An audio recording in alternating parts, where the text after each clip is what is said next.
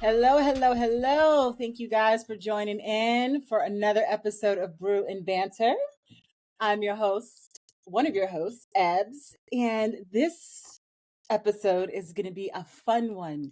It's getting close to Halloween, so we are here for the stories and our favorite times of Halloween. And I am sipping on brewing in my cup I have some caramel. What is it? Salted caramel black tea with a hint of honey and a splash of almond coconut milk. What do you have in your cup, Duel? What's brewing over there? Well, we're being very demure, very mindful this week. We're getting over a sinus.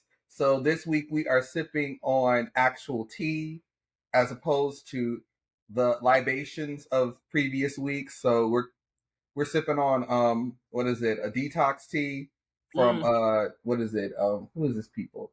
I gotta get their name right. Hold on. Oh yeah, the traditional medicine people. Yeah, the one in the box. Yeah. Yeah, yeah. Mm-hmm. With some honey. With some honey. What you got brewing on over there, Dre? Well, I decided to put some hot chocolate in this little fancy cup here because I'm ready to tell these stories and I'm prepared. I got the blanket, I got the hot chocolate. I have myself a little snack because y'all about to be. I don't know why y'all about to be scared. Just so you know. I'm I here got for the shenanigans. I told you I'm gonna take a back seat. I'm here for the shenanigans now. Oh, I know you have some stories. Some stories. Maybe some dreams. Maybe. I'll go last. I'll go last. Because Dre's itching to go. I mean, you got the stories, but before we get into the stories, what is your guys' favorite time, like Halloween, like pastime, like what you remember from Halloween growing up, or even just as an adult? Like, what do you guys like most about this season or this holiday? I call it a holiday. Holiday. I mean, I used to like it. I used to like the trick or treating. Obviously, getting the free candy and going out in the neighborhood and talking about the houses that want to give out raisins and apples and all that healthy mess that nobody cares about when Oh you're my 5, God. 6, 10 years old doing that stuff. I used to love doing that. As I got older, though, I started to go to the haunted houses.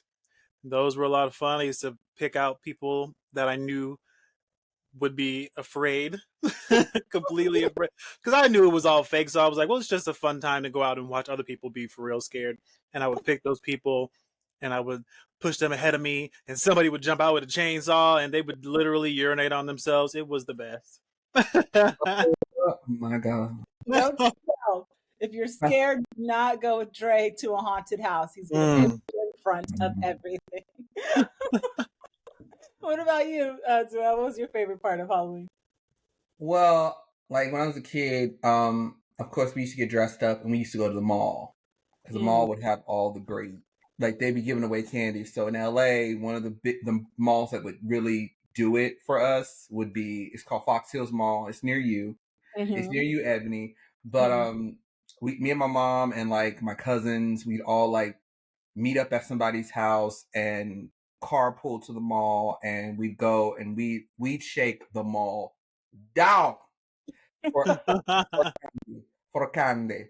Of course, our parents inspected everything, so those are good times. I think for me, and then now as an adult, like I mean, all I really have when I was living in LA, not so much living here, but living in LA.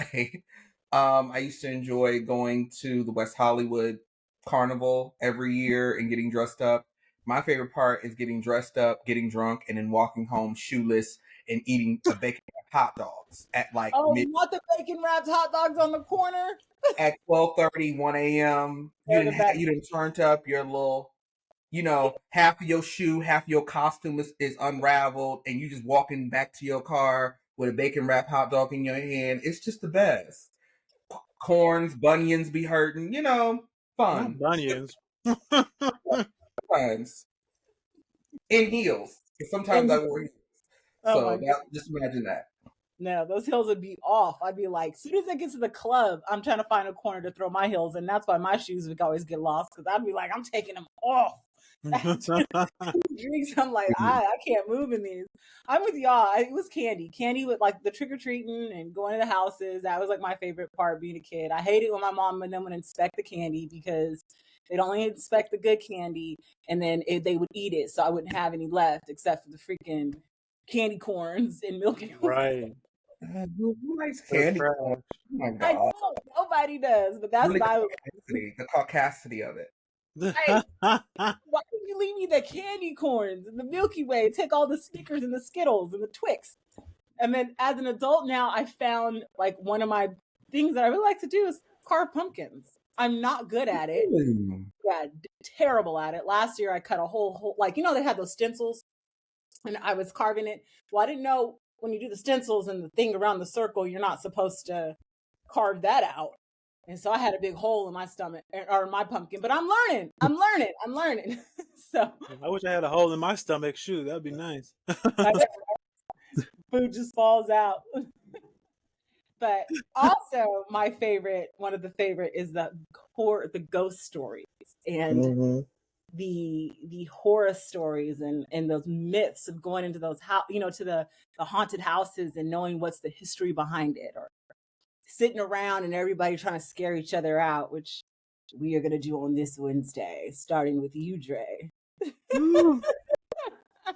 I am dying to hear your stories. I have a couple, but I'm gonna tell the one that I feel like was self-inflicted, and let me tell you why. I Is it a think true my house, this is a true story, yeah. Okay. Ooh. So I think my house became haunted after I did this. So, right? So my mom's 40th birthday was a good 28 years ago, and I was 13, so you can do the math. I'm grown, but I'm still sexy. Anyway, I went to her birthday party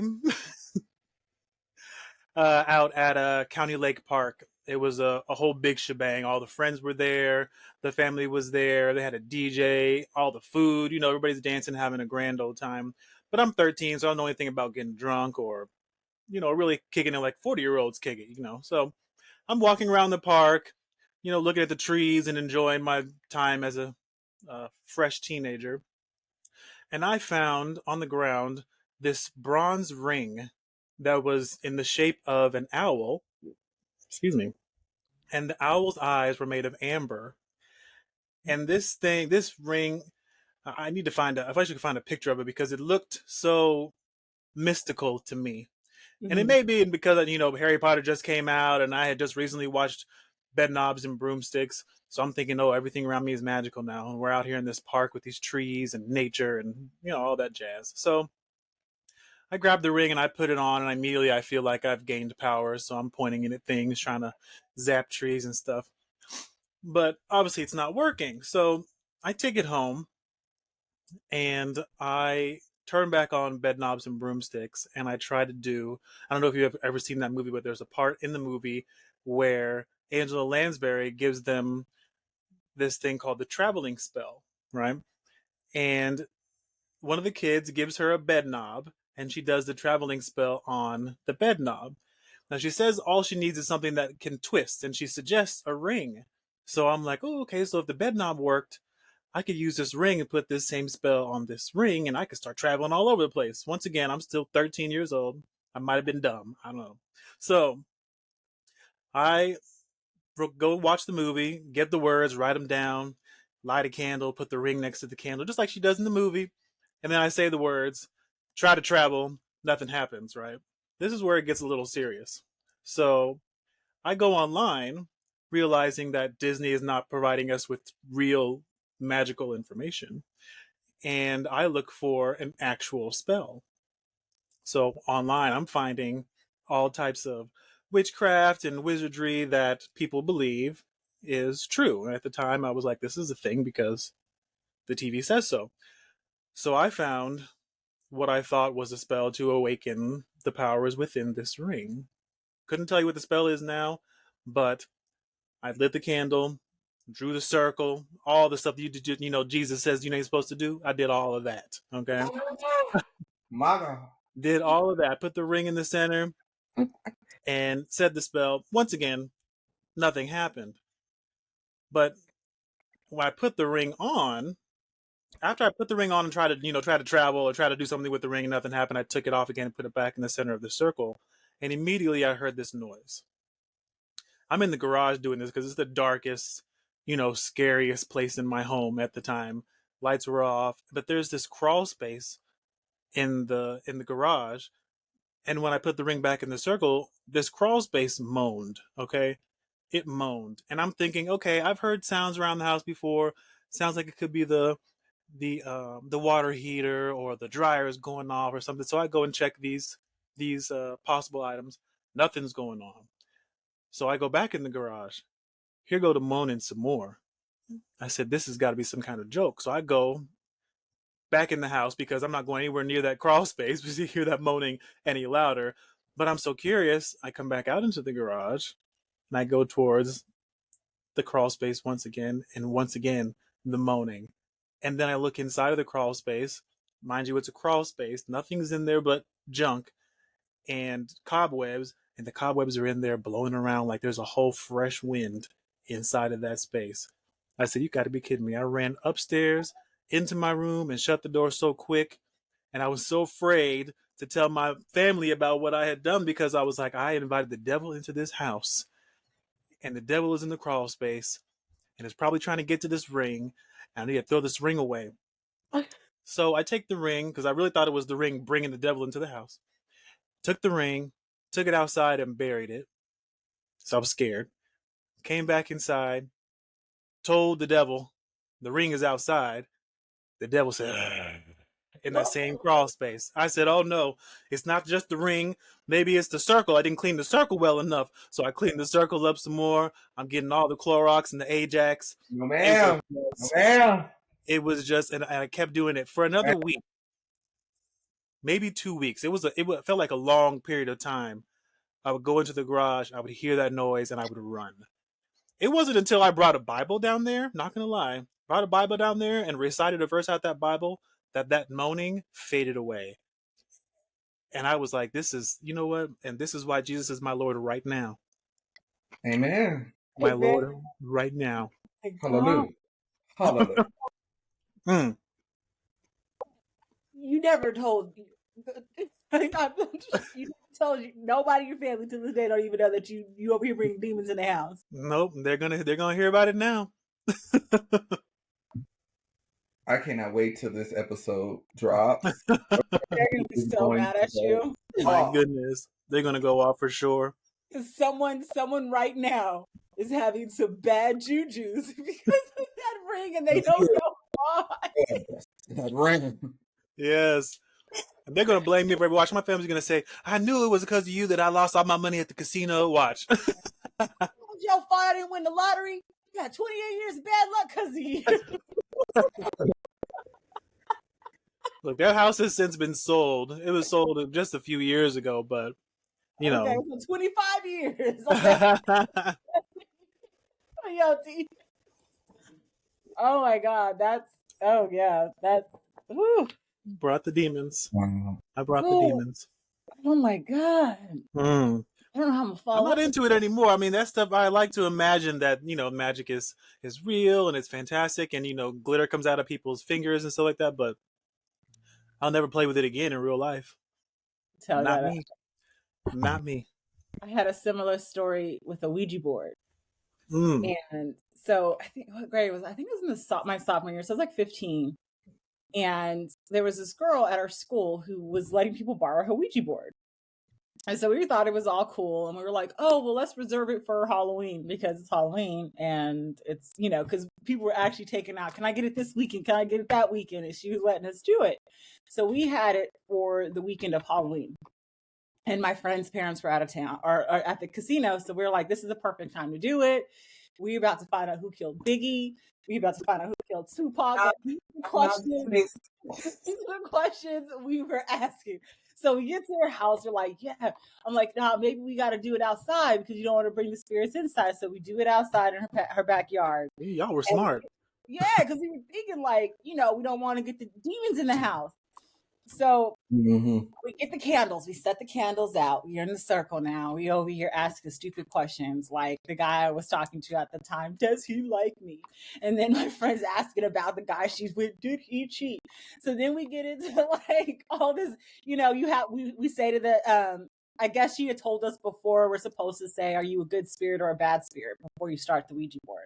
That didn't make a difference. So we asked the Ouija because at first it was kind of going kind of weird. We're like, are you a good spirit or bad spirit? So it goes to, yeah, we ask, are you a good spirit? It says yes. So we're like, cool, it's a good spirit. Them mother effers will trick you.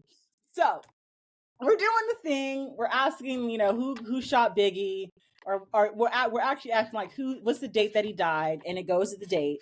We're asking, when did Tupac die? It's going to the date. And then all of a sudden we get this like rush of wind that comes in. And it starts like going crazy. And we're just like, what's going on? So then it starts to spell my name. And I'm like, what the fuck? So it's going, I'm like, Ebony. And then it spells dead. And I'm like, I'm dead. So I'm sitting here and I'm like, who's playing with this? And my friends, it was me, my friend, her cousin, and then another one of our friends were all in the circle. And they're like, nobody's messing with it. So we have like our hands like light on it. And I go, Ebony's dead? And it goes, no. And then it spells dad. And I'm like, Ebony's dad's dead? It goes, no. It starts spelling my brother's name, Chris. And I look like a deer caught in the headlights. At this point, and then it goes here. Or no, at first it was because I had confirmed. I was all like, no, it did. Because then I said it after. And then I was like, Ebony's dad's dead, or Chris's dad. And it says yes. And then it goes here. And then I just stop. I just take my hands off. And my friend, she's looking like, what's the problem? We're hearing the dogs are starting to bark. The wind is going, and it's freaking hot in October in Fresno at this time. And I'm just like, this gust of wind. And I'm like, my brother's dad is dead. And she's like, what? And I'm like, he can't be here if he's dead. So we just throw everything down, we blow out the candles, we go inside the house. The dogs are barking hecka crazy. And we're calling our friend, and she's all like, well, you guys have to go out there and close the session. We're like, we're not closing no session. She's like, you have to close the session. And I'm like, what do you mean? She's like, well, did you guys light the candles? And I was like, yeah, we lit candles. And she's like, you're not supposed to light the candles. What do you mean? There's no instructions. So needless to say, we were up all night. Nothing had got into the house, but then my friend was saying, like, because she took the Ouija board and put it in the garage. So for that Sunday, it was like weird stuff. Like she tried to throw it out. She found it back in the garage. It was just weird. So that was my final time ever playing with the Ouija board. Mm-hmm. And it was weird because it was like a part of us were like, well, what does he want? But I'm like, whatever it is, we're not going out there to find out. Like, we're not going to find out what it wants. Like, we're just going to leave it at that because it's not like, you're not supposed to be here. What do you want? But yeah, that was one of many. But needless to say, after that, I was like, yeah, I'm not messing with this. Because sometimes it's fun. At least I thought until that happened. And then I'm like, nobody else would have known, in the circle that I was in that he was dead. And then it was just bizarre. Ouija boards and me don't get along. I can't do it. I'm not even. I don't have a story about a Ouija board because a Ouija board has never had me. Okay. Don't let it have you. It was the most, because there was this movie at the time. It's called Ouija board, and we're just like, oh, this seems cool, and it just didn't. It, that situation, I was just like, I've never seen, like, I never believed in it until that point. And then I was just like, oh, that's crazy. And then I had another friend who she was using the Ouija board at the time, and it said something about her dad and like how mean she is. Whatever it did, it made her cry. And then later on, because she was mean to her dad, and then later on her dad passed away. So I wonder, like, whatever the message was to get herself in order with her dad, because I was just like, after that, I'm like, never again will I ever, I'm gonna go trunk or treat trunk or treat at church after that. I never been trunk or treating. Man, the church has them out, and that's the safest thing. I'm like, forget this. I'm not doing no more Ouija boards. No whatsoever. But yeah, it was insane. You better than me. Couldn't do it. That never sparked the interest in me. First of all, we couldn't afford no Ouija board. She'd be like, Ouija board for what? For what? And that was my mom's thing. She was like, you're never going to get a Ouija board. And we're not bringing that in our house. And that's only because for my mom's own. See, this is why. It's because my mom. So my mom did a, she was playing around and she did a seance. She found this old, like, witch book from my grandma, like in her family. And she thought it was funny. So one night they're sitting around and they're, she has a little crystal ball, but it's not really a crystal ball. It's like one of those balls. So, she's going all like, I don't know, freaking Elvira up in the house. And Hocus Pocus fantasy. Yeah, think she's doing these, like she's doing something. My aunt freaks out, goes in the corner, starts rocking back and forth, talking about, Daddy, I'm sorry. And she swears up and down she's seen her dead father. My mom ends up closing it out at night. She goes to work the next day. She swears up and down like she was on the floor by herself at the hospital, and this wheelchair just started just wheeling with nobody in it. So I vaguely remember our pastor coming to our house, but he was doing a seance. Like I was like only 3 or 4 at the time, and she had to get the whole house clean. That is a lot of sage. And go around do the whole prayers and stuff in every room, and after that she never dealt. I was like, it's your fault, Mom. I had to dibble and dab. You did it with one step, and then I had to take it a next step and learn my lesson. That's it.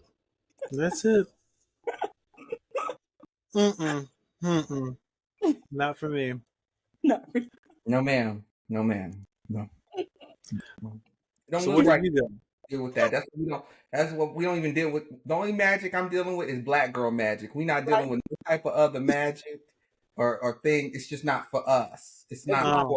Because every time in every scenario, in every horror film, who get knocked off first? The black people. They do. Right. I was feeling myself in my gentrified neighborhood. Yeah. She thought she was exempt. I thought I was exempt. And then the shit happened. I was like, nope, you're not exempt. You might not do it here, but you black. Right. The demons is looking for me. Looking. Him was like, come on over. They searching. I should have stayed. I should have been like, no. I love it. Oh my goodness. Oh, any other stories? What you got, Zoel? Or something that before I go into my story, I have a joke. I have a Halloween joke. My mom taught me this joke, and I kind of double down on it. So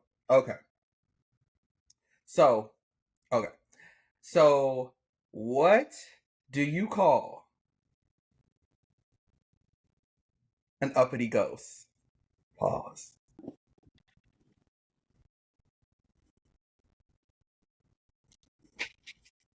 Bougie. Oh no.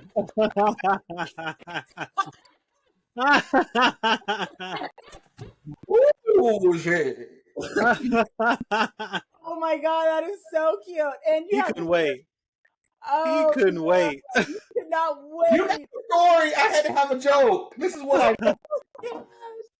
I bring the funny to the show. I bring the funny. Here we are with our dark demoness. He comes out bougie. She told me the joke, so I was like, oh, let me see if they got the shirt. And I went on like Amazon. I was like, oh, so I was like, let me say this for Halloween. And yes, or bougie. What do you call it? And I'm over here thinking hard, like, what do you call it? A high speed? I mean, what? Uppity ghost. Bougie. I was thinking Boo Nani. I didn't know what it was you was talking about. Boo Nani. Boo Nani. She thinking about something else. She's deprived. This is a Halloween show, Dre. Whatever needs or requests that you have, you need to address that on a later date. Go ahead, sip. Go ahead, sip. Ah! I can't. Boonani, yay. Oh gosh, no. Oh my goodness. But yeah, Halloween's fun, especially around the stories. Any weird stuff ever happened to you guys on Halloween? So, one Halloween, I do kind of have like an interesting story. So, back in high school, or sometime maybe after, like around my senior year or so, maybe like a year or so after, in LA, everybody, if they're not going to other events and stuff like that, they're always going to the Queen Mary Mm. for Halloween. They have like the Queen Mary is a haunted, ship. Very like the Titanic vibes. It's a very old ship. But during the Halloween time, it gets haunted. I think it is haunted, personally. So every year people have been trying to get me to go, and finally I was like, F it, I'll go. Stop badgering me. So I go onto this, we get there, it's late at night, lines of people everywhere. It's a really long line to get in, like it is every year. So I get inside, and I'm not really a big haunted house fan because the thing is, I am very reactive. Growing up in South Central, I'm very reactive to stuff. Don't let the manicure fool you. This can turn into hands real quick, real quick. So I'm looking out for everything. Everybody's having a good time. Oh my gosh, people like shit like that. I'm like, if it's gonna come, I'm like, I'm ready. Like we about to get in stance because y'all not gonna get me. This is how they get you. This, and because it's historically haunted, so I'm thinking like it could be one of the people working there, or it could be another entity. So Mm. I get through them. I get through there. I get through the haunted ship at the Queen Mary, and I'm getting through it. It's freaking me out, and I'm like, every 5 minutes, I'm walking through. I'm like, I'm ready. It gets to the end. We're almost out, and then for some reason, one of the entities or whatever it was says my full government name. Not the full government name. Full government name. Mm. I'm like, wait. I don't know nobody here. I didn't give any consent. What is happening? I didn't write my name down. Nothing. Nothing. I'm like, what the fuck is happening? I need to leave the premises now. I'm having a full on panic attack. Full on panic attack at the haunted ship at the Queen Mary on Halloween. Full on panic attack. So I'm like, I need to go now. No, we're almost. No, I need to go now. Like, I need to go. Right. So I leave. I get through it. I'm like, they're like, oh, let's go back in. I think we could get a pass to go back through. And I'm like, no, y'all can do that. Not I, said the duck. Not I, said the duck. We're not doing that. Mind you, 2 days later, I get a phone call.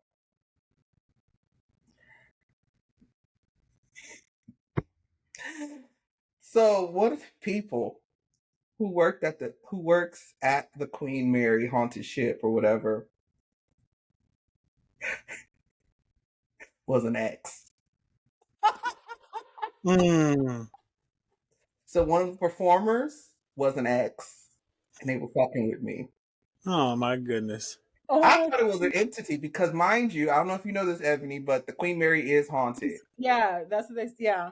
So I'm like, I haven't given my name out to any performers or nothing. I didn't sign no release form or nothing.